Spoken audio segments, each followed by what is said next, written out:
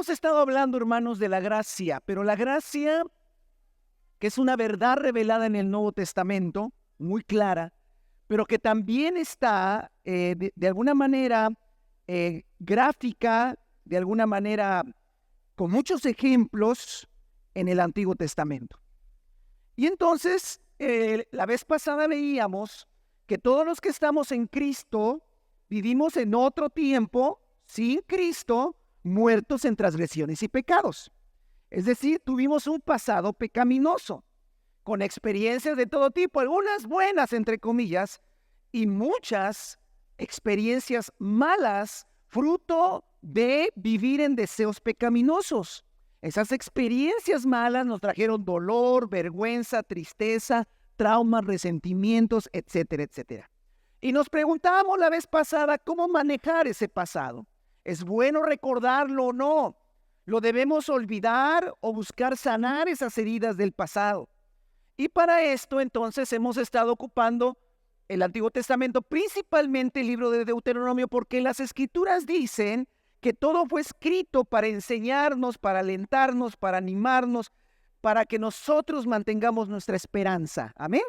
Y entonces nos hemos ubicado en el libro de Deuteronomio, que es un libro donde se narran las experiencias, mandatos y advertencias que Moisés, dirigido por el Señor, le hacía al pueblo de Israel antes de morir y antes de que este pueblo entrara a poseer la tierra de Canaán, la famosa tierra prometida. Vimos la vez pasada que en varios pasajes sí se les recuerda su pasado a los israelitas. Y les decía el Señor palabras como estas: yo soy el Señor tu Dios, yo te saqué de Egipto, del país de donde eras esclavo. Y entonces llegábamos a la conclusión que según esta enseñanza y también lo que la palabra del Nuevo Testamento nos dice, es que no debemos olvidar la condición espiritual en la que estábamos antes de conocer a Cristo. Y era una condición de esclavitud en el pecado. ¿Y quién es el que nos liberó? El Señor Dios Todopoderoso. Entonces, eso sí, de nuestro pasado, hermano, no tenemos que olvidarlo. Porque cuando uno olvida de dónde salió, olvida la condición espiritual en la que estábamos, ¿sí? Nos volvemos orgullosos. O empezamos a tratar a la gente sin la gracia con la que el Señor nos trató a nosotros. Empezamos a dar lugar a la amargura porque pensamos que merecemos muchas cosas, en lugar de alegrarnos por lo que tenemos, y empezamos a actuar fuera de la justicia de Dios y empezamos a adoptar la justicia de los hombres. Entonces es bueno recordar nuestra condición espiritual antes de conocer a Cristo y agradecer, hermanos, y valorar la libertad que hoy tenemos en Cristo Jesús. Amén. Pero para vivir una vida plena en Cristo también veíamos que sí debe haber una separación, debe haber un nuevo comienzo, una nueva contabilidad entre el antes de y el ahora en Cristo. Si no separamos la vida sin Cristo, no estoy hablando de la condición, yo estoy hablando de las cosas, de nosotros ahí, ¿sale? Si no separamos la vida sin Cristo de la vida en Cristo, tendremos problemas espirituales. Y esto lo veíamos, hermano, cuando el pueblo de Israel iba a salir de Egipto, el Señor les dijo: este mes te será para ustedes el primero, será el primer mes del año, ¿sí? Aunque en realidad este mes, que en ese momento se le conocía como Abib y luego Nisan, no eran el primero de los meses, como se contaban en ese momento. Dios indicó a Israel que su salida creaba un nuevo orden, una nueva contabilidad, un nuevo año, una nueva historia, un nuevo comienzo. Y fue señalado como la Pascua, un nuevo nacimiento. Somos personas nuevas en Cristo. Somos parte de la nueva creación. Y debemos separar, escuche, por completo la vida anterior de esta nueva que estamos en Cristo. Si no, corremos el riesgo de no experimentar el poder del Evangelio. Lamentablemente tenemos la errónea costumbre, y hay que quitársela, de concebir y hablar de nuestra vida como una sola a partir del día que físicamente nacimos. Las mujeres son muy buenas en eso porque sí se les olvida la edad y el día en que nacieron. pero de verdad que se les olvide.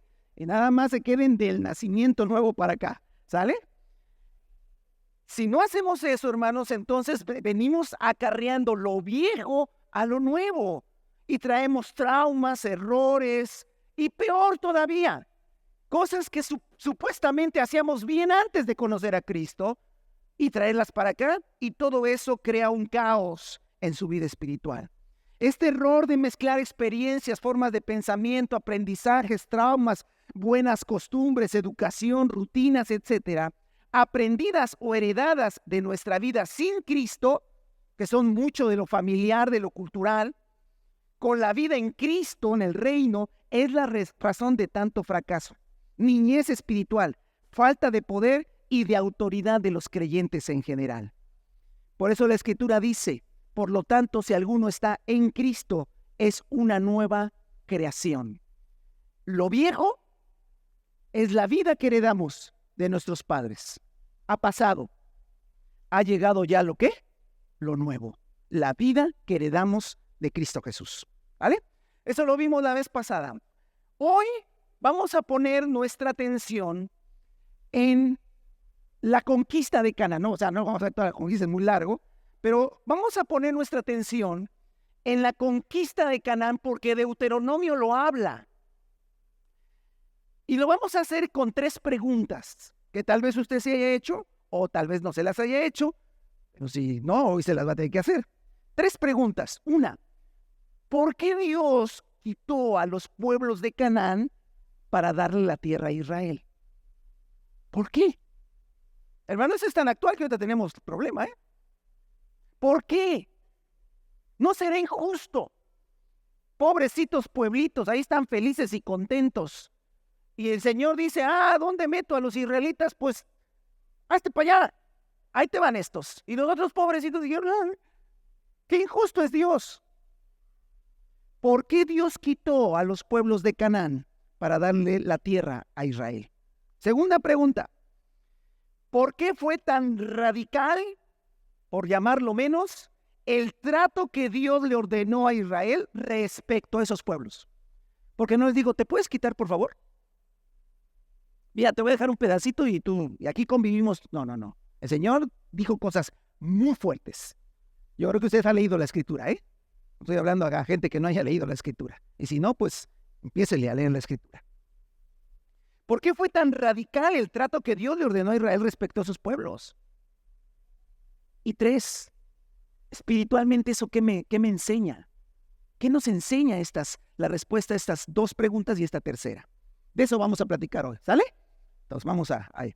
Primer cosa entonces, ¿por qué Dios quitó a los pueblos de Canaán para darle la tierra a Israel, que hasta nuestros días se sigue peleando?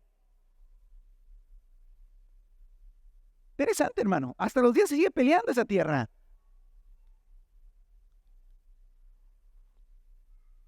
Vaya a Génesis 15, por favor. Vamos, ¿por qué Dios quitó a los pueblos de Canaán para darle la tierra a Israel? En Génesis 15, versículo 13, acompáñenme por favor, de ahí vamos a iniciar. El Señor le dijo a Abraham, el primer hombre con el que Dios trató para generar al pueblo de Israel: debes saber que tus descendientes, que todavía no tenían, pero por fe, que tus descendientes vivirán como extranjeros en tierra extraña. En ese momento no se sabía cuál era la tierra extraña. ¿Cuál era la tierra extraña? Ya lo sabemos. Egipto. La tierra extraña de Génesis no se sabía cuál era. Ya después se supo que era Egipto. Donde serán esclavizados y maltratados durante 400 años. La verdad, hermano, es que fueron 430 años. Sí, pero fueron 400 años, aproximadamente. Ojo, aquí empezamos. Pero yo castigaré a la nación que los esclavizará, a Egipto. Ay, hermano, y usted el Éxodo y sí que los castigó. Y luego tus descendientes saldrán en libertad y con grandes riquezas. Tú, en cambio, te unirás en paz con tus antepasados y te enterrarán cuando ya seas muy anciano. Okay. 4 generaciones después, tus descendientes volverán a este lugar. ¿A cuál lugar? Al lugar donde Abraham estaba. Abraham ya andaba peregrinando en la tierra de Canaán. Abraham ya andaba caminando por toda la tierra de Canaán, la misma que ahorita se están peleando. Para que no saben que la Biblia es un cuento, es real. Está aquí el periódico de ayer, de hoy, ¿vale? Esa tierra por la que andaba pisando, le dice Dios, 4 generaciones después de que tú mueras, tus descendientes volverán a este lugar, Canaán. Porque antes, aquí viene, porque antes de eso, antes de esos 400 años, no habrá llegado al colmo la iniquidad de los amorreos. La Nueva Traducción Viviente dice, porque los pecados de los amorreos no ameritan aún su destrucción. La traducción en lenguaje actual dice, porque los amorreos que ahora lo ocupan son tan malvados que en ese tiempo los expulsaré. Entonces aquí empieza una razón, hermano. La razón por la que estos pueblos iban a ser expulsados será porque la iniquidad, la maldad, el pecado de esos pueblos llegaría a un límite.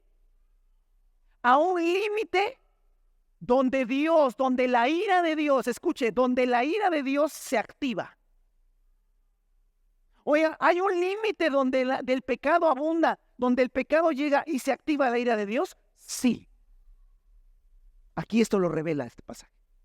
¿Por qué no los destruyes ahora? Todavía no. Son muy malos, pero todavía no son tan malos. Hacen cosas horribles, pero todavía no hacen cosas tan horribles. Cuando hagan las cosas más locas que el ser humano puede hacer, los destruyo. Es el Dios que alabamos, ¿eh? Sigamos leyendo. Vamos ahora a Deuteronomio. Ya pasaron esos 400 años. Están a punto de entrar a la tierra de Canaán. Y dice Deuteronomio 9, ya está a punto, unos cuantos meses, y entrarán, y se cumplirá lo que se le dijo a Abraham. Y mire lo que dice Moisés. Cuando el Señor tu Dios, versículo número 4, cuando el Señor tu Dios los haya arrojado, y está hablando de esos pueblos lejos de ti, no vayas a pensar, el Señor me ha traído hasta aquí por causa de mi justicia, para tomar posesión de esta tierra. O sea, le dice el Señor a Israel, a ver, yo no te voy a dar la tierra prometida porque seas bueno. No te voy a dar la tierra prometida porque seas justo. No, dice, el Señor expulsará a esas naciones por la maldad que le caracteriza. En coherencia con lo que se dijo en Génesis. Ha llegado el momento, los pueblos se han corrompido, ha llegado a la maldad, a la iniquidad. Hermano, ha llegado a un límite tan atroz que Dios le cumplirá, como diría un dicho, mataría 2 pájaros de una sola pedrada. Cumpliría lo dicho a Abraham y juzgaría el pecado de esos pueblos. No, dice, el Señor expulsará a esas naciones por la maldad que les caracteriza. Versículo 5, de modo que no es por tu justicia, ni por tu rectitud por lo que vas a tomar posesión de su tierra. No, la propia maldad, escúcheme, la propia maldad de esas naciones hará que el Señor tu Dios los arroje lejos de ti.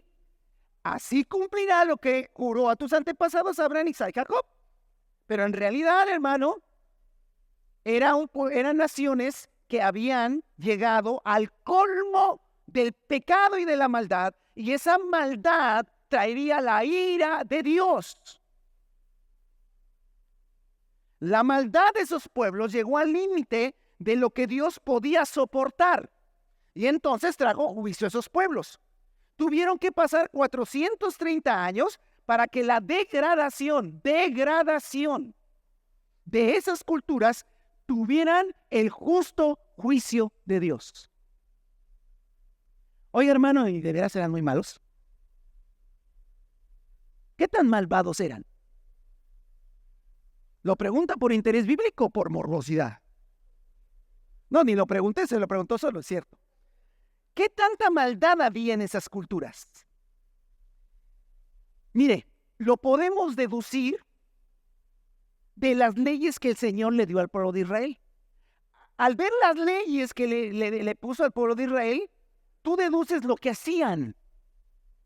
Hermano, y lo que hacían no es apto para todo público.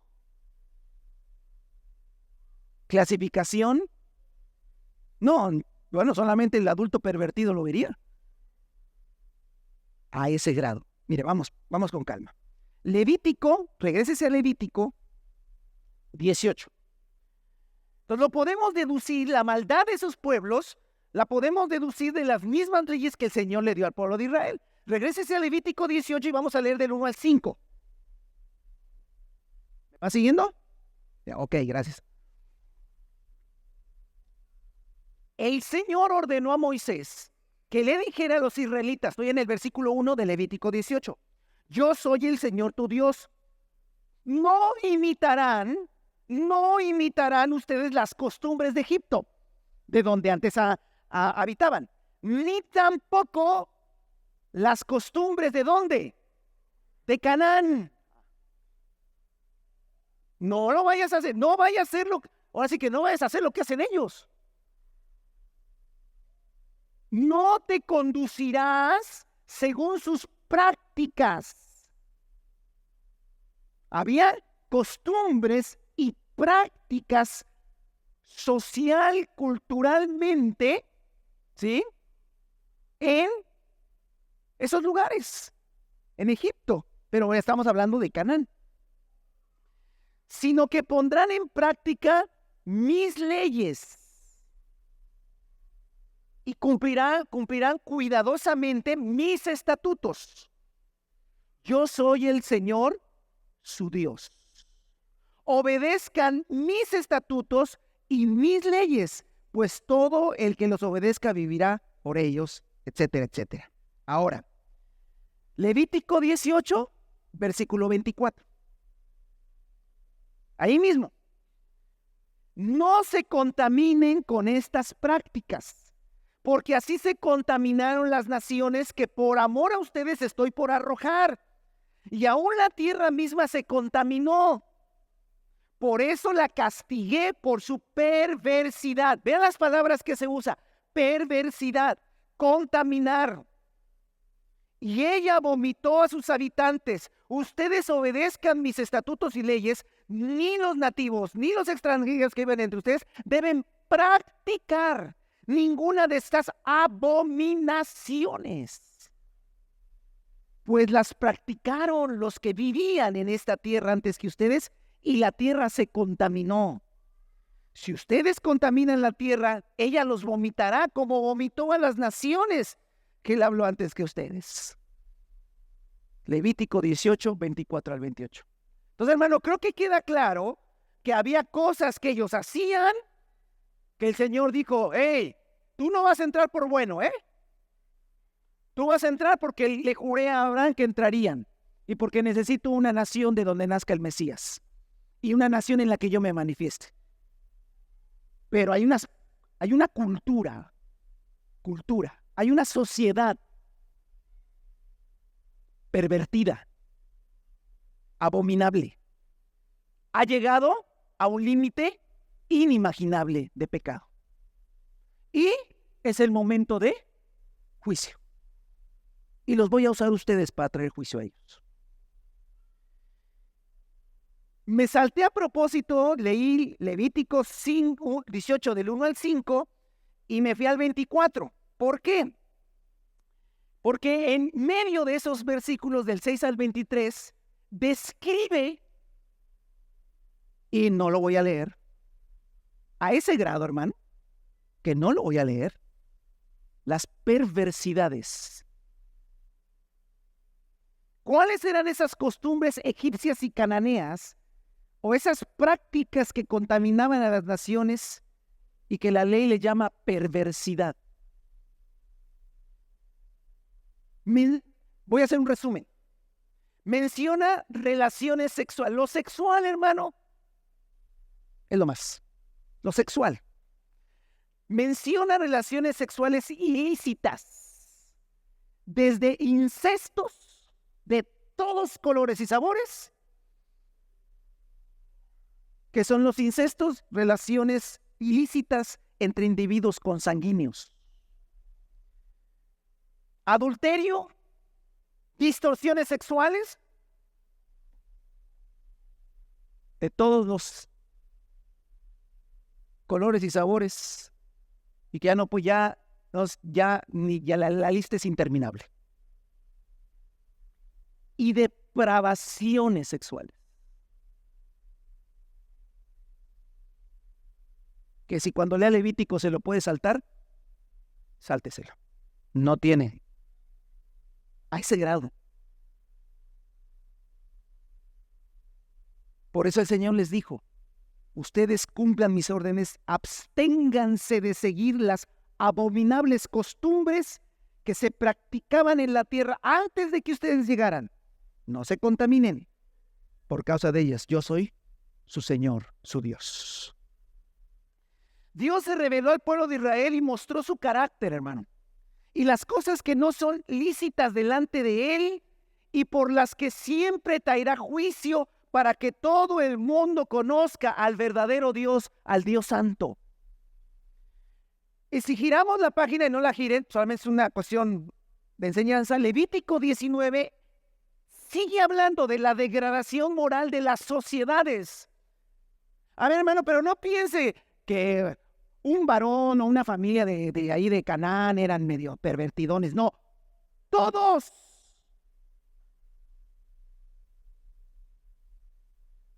Hasta los niños.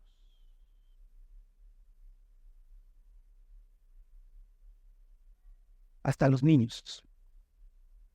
Era una cultura de abominaciones que usted no se imagina. Hoy estamos viendo cosas muy similares. No son nuevas.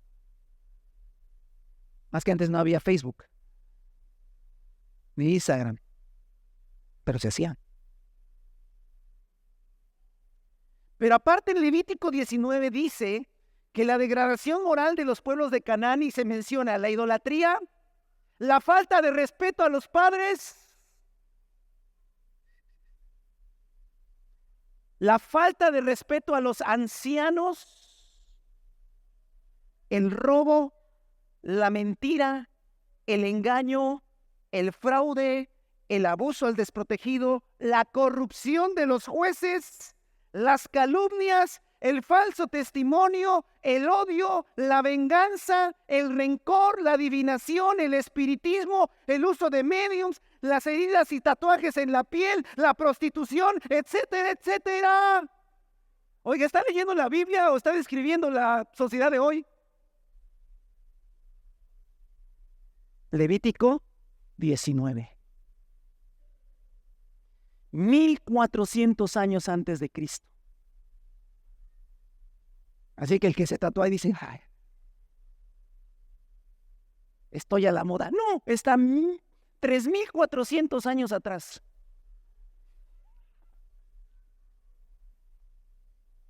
Pero ¿sabe qué me sorprendió, hermano? Y fue Dios, obviamente. Me recordó la sociedad, la cultura en los tiempos de la primera iglesia. Romanos 1. Vaya Romanos 1. Romanos 1. Ahora, 1400 años después, años 60 de la era cristiana, Pablo escribe en Romanos 1, 26. Romanos 1, 26. Léalo, dice: por tanto Dios los entregó a pasiones vergonzosas. En efecto, las mujeres cambiaron las relaciones naturales por las que van contra la naturaleza. Asimismo, los hombres dejaron las relaciones naturales con la mujer y se encendieron en pasiones lujuriosas los unos con los otros. Hombres con hombres cometieron actos indecentes y recibieron sobre sí mismos el castigo que merecía su perversión. Además, como no estimaron que valía la pena tomar en cuenta el conocimiento de Dios, Él a su vez los entregó a la depravación mental para que hicieran lo que no deben hacer. Se han llenado de toda clase de injusticia, maldad, avaricia y depravación. Estos están repletos de envidia, homicidio, desacuerdos, engaños y malicia. Son chismosos, calumniadores, enemigos de Dios, insolentes, soberbios y arrogantes. Se ingenian maldades, se rebelan contra sus padres. Son insensatos, desleales, insensibles, despiadados. Saben bien que según el justo decreto de Dios, quien practique tales cosas merece la muerte. Sin embargo, no solo siguen practicándolas, sino que incluso aprueban a quienes las practican.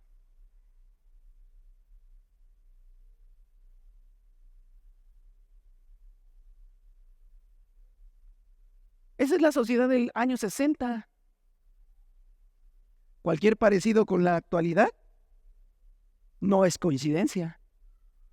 Es la naturaleza pecadora y la rebeldía de la naturaleza de Dios, de la naturaleza humana ante Dios. 1400 años antes de Cristo, año 60, 2024. ¿Usted no cree que viene el justo juicio de Dios? ¿Usted cree que Cristo tarda en regresar? ¿Usted cree que la ira de Dios no está por desatarse? No, porque Dios nos ama como somos. ¿Cómo qué? No, nos amó cuando éramos pecadores, pero nos quiere transformar. Entonces, hermano, vea que los pueblos de Canaán más o menos se parecen a lo de hoy, ¿eh? Ahora, ¿cuál fue la razón por la que Canaán tenía que ser destruido? Por su pecado y por su maldad. Segunda pregunta, ¿por qué fue tan radical el trato que Dios le ordenó a Israel respecto a esos pueblos? ¿Por qué tan radical? Mira, vaya, Deuteronomio 7. Regrésese a Deuteronomio. La segunda pregunta, ¿por qué fue tan radical el trato que Dios le ordenó a Israel respecto a esos pueblos? Dice Deuteronomio 7, versículo 4. Porque ellas los apartarán de mí y los harán servir a otros dioses. Entonces la ira del Señor se encenderá contra ti y te destruirá de inmediato. Les hablan de Israel, ¿eh? Esto es lo que harás con esas naciones. Derribarás sus altares, harás pedazos sus piedras sagradas y sus imágenes de la diosa Acera y prenderás fuego a sus ídolos. Porque para el Señor tu Dios, tú eres un pueblo santo. Él te eligió para que fueras su propiedad exclusiva entre todos los pueblos de la tierra. Pero antes me quiero regresar un poquito antes, desde el 1. Ahí va. El Señor tu Dios te hará entrar en la tierra que vas a poseer. Estoy igual en Deuteronomio 7, ¿vale? El Señor tu Dios te hará entrar en la tierra que vas a poseer y echarás de tu presencia a estas 7 naciones. Ya otra vez la leímos. Estos de los que he hablado se llamaban los hititas. Los hititas practicaban todo esto, hermano. Bueno, ya ni lo menciono. ¿Para qué voy a mencionar? Las depravaciones que espero que no se las imagine, y las que se pudiera imaginar las practicaban los hititas, las practicaban los gergeseos, las practicaban los amorreos, los cananeos, los fereceos, los heveos y los jebuseos. Cuando el Señor tu Dios te las haya entregado y tú las hayas derrotado, deberás destruirlas por completo.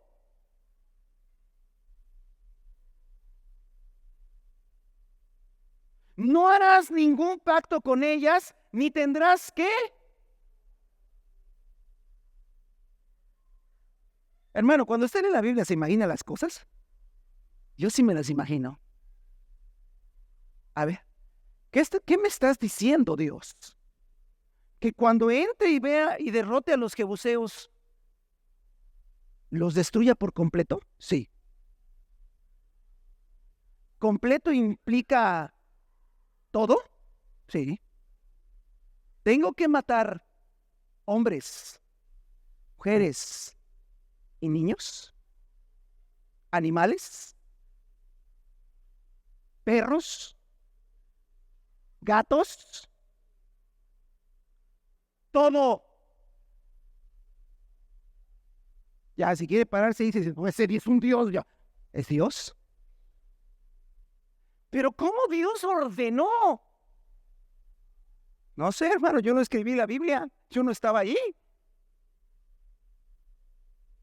Cuando te los haya entregado y los hayas derrotado, deberás destruirlos por completo. No harás ningún pacto con ellas, ni las tendrás compasión. Tampoco te unirás en matrimonio con ninguna de esas naciones. No darás tus hijos y tus hijas a que las tomen tus hijas para... No darás tus hijas a sus hijos, ni tomarás sus hijas para tus hijos. Y ahora viene lo que estaba leyendo hace un rato. Porque ellas los apartarán de mí y los harán servir a otros dioses. Entonces la ira del Señor se encenderá contra ti y te destruirá de inmediato. Esto es lo que harás con esas naciones: derribarás sus altares, harás pedazos sus piedras, todo. En ese mismo capítulo 7, el 16, destruye todos los pueblos que el Señor tu Dios entregue en tus manos. No te apiades de ellos. Habrá gente que dirá, no.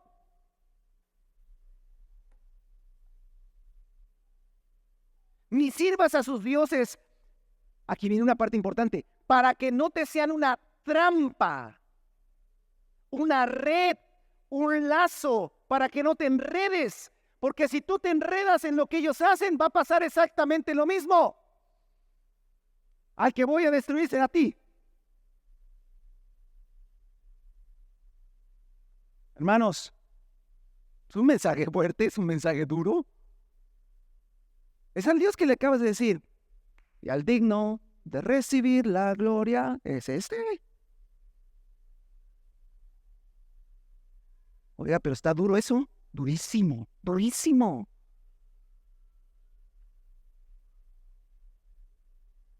Y no era guerra espiritual, era guerra de verdad.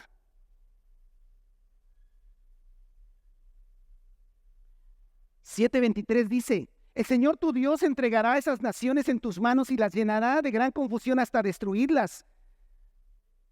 Pondrá sus reyes bajo tu poder, escuche, y de sus nombres tú honrarás hasta el recuerdo. Ninguna de esas naciones podrá resistir tu presencia porque tú las destruirás.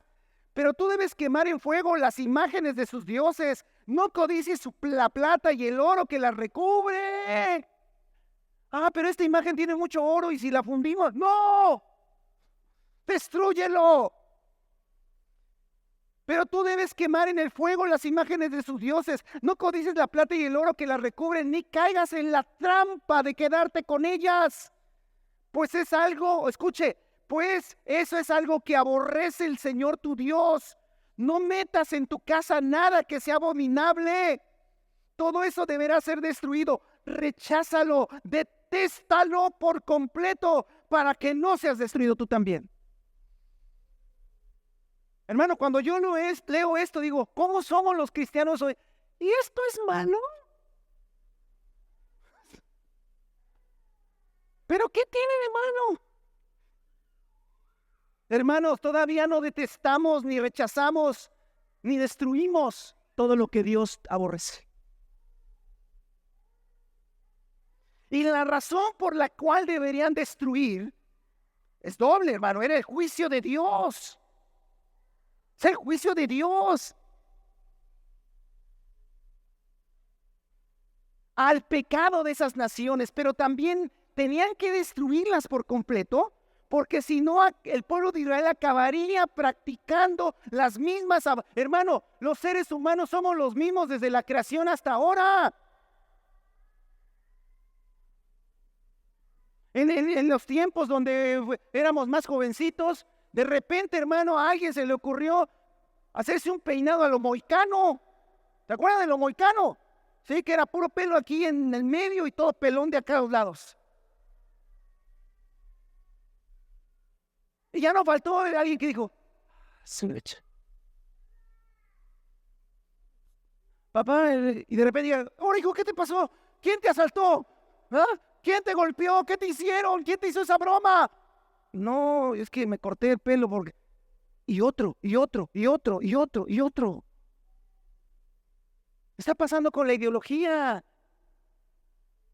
Ahora ya todos los jovencitos se creen homosexuales y lesbianas, todos.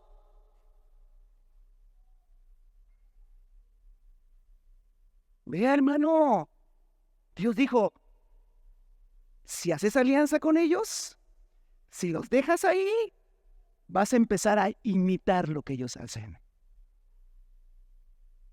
Y vas a empezar a hacer y a practicar las cosas que por eso los destruyo a ellos.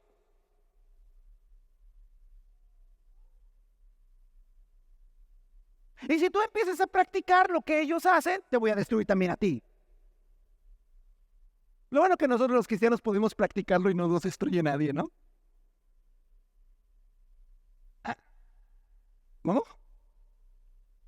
Bueno, ahorita. Entonces, la razón por la que debería destruir todo es porque si no hacían eso, acabarían practicando precisamente las abominaciones que causaron el juicio de Dios a esas naciones. Y tercera y última pregunta, hermano. Todo eso fue escrito para nuestra enseñanza. ¿Qué aprendemos? Espiritualmente, ¿qué nos enseña estas cosas? Yo traigo 4 cosas y si usted quiere seguir meditando en ellas puede sacar más. Yo traigo 4 cosas y se las quiero decir rápidamente. Primero, podemos aprender el carácter de Dios, de cómo ve Dios el pecado y cómo el ser de Dios es amor, pero también es juicio. Y la Biblia le llama el justo juicio de Dios. ¿Por qué no los destruyó en la época de Abraham? Porque Dios es justo. Todavía faltaba. ¿Había chance de arrepentimiento? Claro. Siempre hay tiempo de arrepentimiento, de un cambio, pero no quisieron.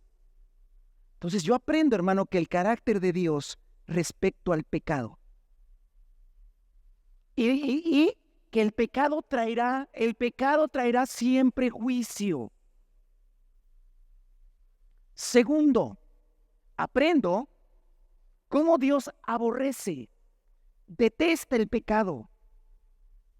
Y escúcheme, el que Cristo haya venido a morir para perdonar el pecado no quiere decir que ahora a Dios ya no le causa problema el pecado, que el adulterio, que la fornicación, que las distorsiones sexuales, que el robo, que la mentira, que el chisme. Hoy yo David dice, qué lindo. Antes eso apestaba, pero no, ya no apesta hoy, hasta huele rico. ¿Quién dijo? Hermano, el que Cristo haya muerto para que el juicio de Dios no caiga sobre nosotros, no quiere decir que ahora a Dios le da lo mismo el pecado, que a Dios ya no le importa que la gente haga sus distorsiones. Porque como Dios es amor, creo que no estamos entendiendo la palabra. A Dios antes ponía todo, la desobediencia a los padres, lo ponía como una de esas distorsiones de la sociedad. Hay un montón de jóvenes cristianos que no obedecen a sus padres, punto, se acabó. Pero según ellos, son cristianos. ¿Cómo voy a ser cristiano si pisoteo los mandatos de Dios? Me río de los mandatos de Dios. Que alguien me lo explique. Creo que no están entendiendo las cosas. Fornicación, adulterio, distorsión, todas esas cosas que, ¿para qué les mencionamos? Chisme, mentiras, ira, rencores, pasiones desordenadas. Todo eso no le agrada a nadie. Nunca le han agradado. Las denunció 1400 años antes. Las denunció en los tiempos de la iglesia del primer siglo y hoy siguen denunciándose. Me enseña, hermano, que Dios es santo y que aborrece y detesta el pecado. Tercero, que si no abandonamos toda práctica pecaminosa del pasado, Egipto, y si adoptamos prácticas nuevas, cananeas, por no tener la determinación, nos vamos a caer en una trampa nos vamos a enredar solitos. Mira, hermano, quiero abrir un espacio para hacer una reflexión de la palabra rectitud. Debemos caminar con rectitud. Jóvenes, aprendan a caminar con rectitud. Señoritas, aprendan a caminar con rectitud. Varones, seamos hombres rectos. Mujeres, sean mujeres rectas. Niños, rectitud. ¿Qué es la rectitud? La rectitud, hermano, viene de la geometría. Porque la distancia más corta entre dos puntos, ¿cuál es? Muy bien. La línea recta es la línea que más corta entre dos puntos. La palabra rectitud viene de eso, de recta. La palabra rectitud, hermano, es la distancia más corta entre dos puntos, lo es la línea recta. Ahora, por el contrario, una línea oscilante, serpenteante, como se dice, que cambia de dirección, esa no es una línea recta. Entonces, cuando una línea empieza, yo quiero llegar del punto A al punto B, lo más fácil es una línea recta. Pero si yo empiezo a llevar una línea oscilante, para acá tantito, para allá, para atrás, para acá, para allá, para acá, a lo mejor después de una hora llego al punto. Pero esa no es una línea recta. Seguir una línea oscilante que cambia de dirección nos llevará más tiempo y esfuerzo para llegar al mismo punto que se puede llegar en línea recta. Hay muchos creyentes, hermano, que en un corto tiempo maduran, entienden, se fortalecen en el espíritu. Dios los empieza a usar. Y hay gente que se tarda años, décadas. Y uno dice, ¿cuándo madurará? Y anda así. Y uno dice, ¿qué pasa? Si es tan fácil, mira. Cuando vacilamos en nuestro caminar con Dios, ahora sí le vamos, oh no, sí Señor, aquí estamos, ahora sí, Padre, yo me consagro. Es que todos son hipócritas, oh, que la canción. No, pero ya entendí que no tengo que ver a los demás, ver a Cristo, sí. Sí, pero es que también mis amigos del mundo, pues ¿qué hago con ellos? Bueno, años. Y eso no se llama rectitud. Por eso elimina cualquier cosa que no esté de acuerdo con el llamado de Dios. Elimina cualquier cosa que no esté de acuerdo a tu fe. Elimina cualquier cosa que no esté conforme al propósito. No le tengas compasión, no te tengas lástima. El problema de esos hermanos es que nos tenemos mucha lástima. Ay, no, ¿y cómo voy a perder esto? Ay, ¿cómo voy a perder lo otro? Ay, mis amigos, ya no va a haber tantos likes en mis fotos. No, nadie, te van a borrar. Bloqueada. Pero tenemos mucha lástima y compasión y esa es nuestra trampa. Caminemos en rectitud, hermanos. La verdad, hermano, que es lo más fácil y lo más rápido.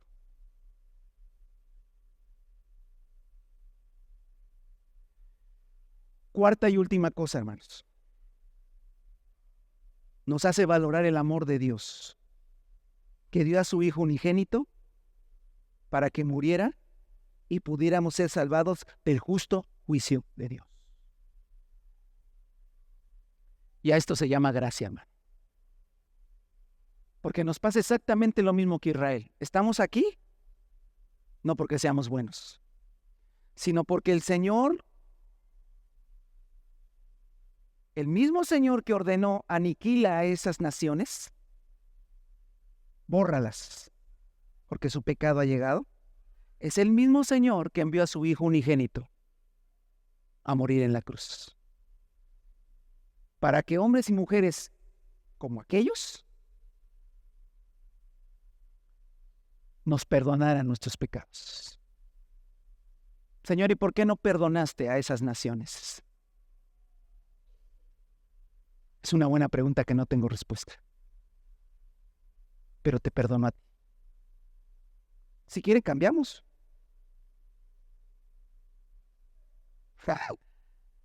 Si quieres, tú eres el jebuseo y ellos son los cristianos. No, no. Gracias, Señor. Sí, porque de repente nos creemos que lo merecemos todo, ¿eh? Y se lo he dicho una vez, se lo digo otra vez y me lo digo a mí mismo. Lo único que merecíamos cada uno de los que estamos sentados en estas sillas es el infierno. Pero el amor de Dios me perdonó y me transformó. Valoremos la obra de Cristo en nuestros corazones. Yo te lo he dicho muchas veces, hermano. En la calle donde vivíamos, allá en la Ciudad de México, que yo recuerdo de niño, nadie era cristiano. Nadie era cristiano. Cuando ya al final fuimos cristianos, recuerdo 3 familias éramos cristianos. 3. ¿De cuántos habría en la calle? 40. ¿Por qué esos 3 y no los otros 37? ¿Por qué le tocó a mi familia la bendición? Por pura gracia. Porque éramos igualitos que los demás. ¿Por qué tú? ¿Y por qué no fue el otro? Ay, papá, en la iglesia siempre. Ok, cambiemos. Cambiemos de familia y ya no vienes a la iglesia. Tu papá va a andar haciendo quién sabe qué cosas y tu mamá también, ¿eh?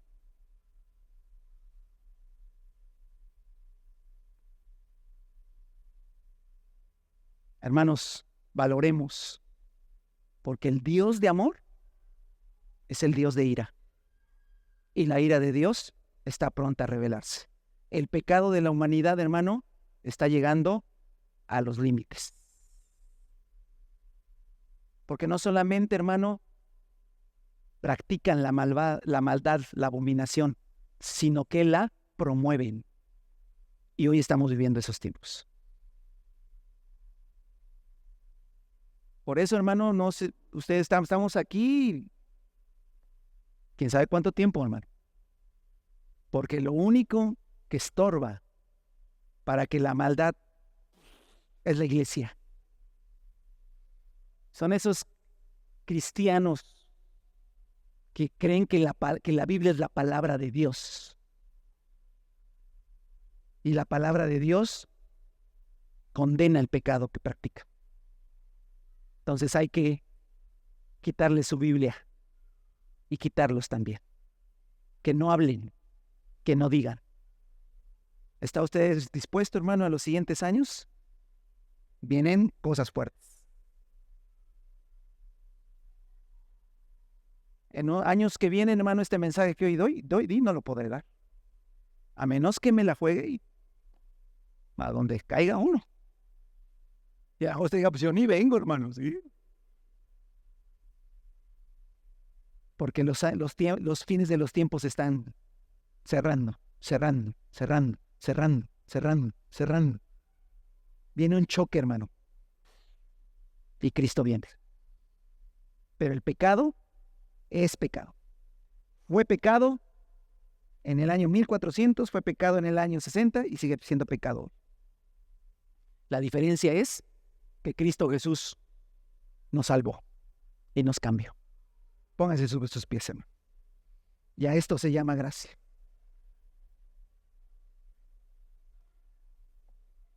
Por eso, si hay alguien, siempre hacemos este llamado, si hay alguien,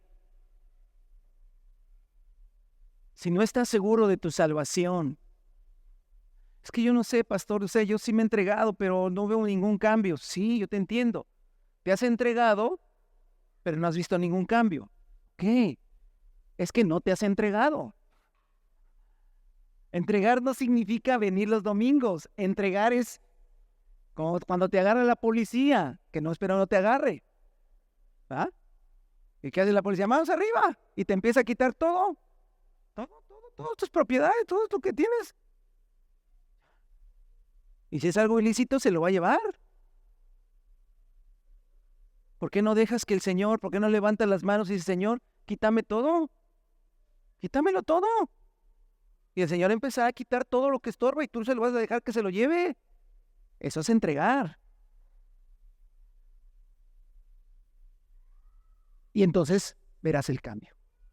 Y caminar en rectitud, línea recta, hermano, al llamado de Dios, a lo que el Señor quiere, a una vida que honra al Señor. Vámonos tú, derechito. ¿Para qué le haces tantito que sí, tantito que no, tantito que sí, que ahorita sí? No, no, olvídate.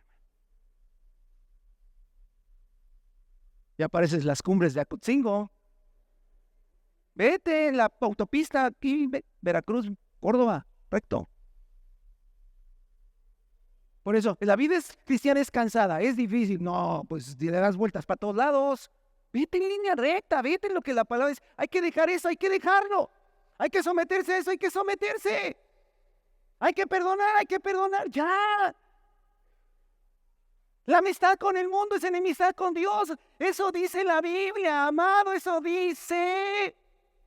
No sé si no entendamos. La amistad con el mundo es enemistad con Dios. No, pero si tú amas las cosas mundanas, si tú amas lo que ellos hacen, si tú practicas lo que ellos hacen, no vives en rectitud. Y no puedes decir, es que yo no veo el cambio de Dios. Ni lo verás. Ni lo verás. Hasta que digas, Señor, yo quiero amarte a ti y aborrezco lo que tú aborreces. Aborrezco lo que tú aborreces. Amo lo que tú amas. Cámbiame, Señor.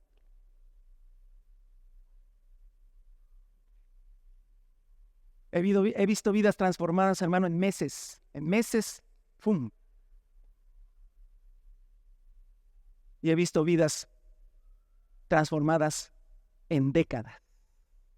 Ya, viejitos, ya entendí, hermano, que tengo que someterme. Le pido perdón, sí, hermano, gloria a Dios. Pues ya los años que le reste, que sirva al Señor. Por no caminar en rectitud. Oramos al Señor. Oramos al Señor, hermano. Y el que crea estar firme, mire y no caiga. Mire y no caiga. Abusado, hermano. Atento a lo que hace. Atento con quien trata. Atento a lo que practica. Atento a lo que hay en su casa. Atento a lo que ven sus hijos, sus hijas. Atento a lo que practica, lo que piensa su mujer, lo que piensa su marido. Atento a las amistades que tienen. Atentos. Atentos.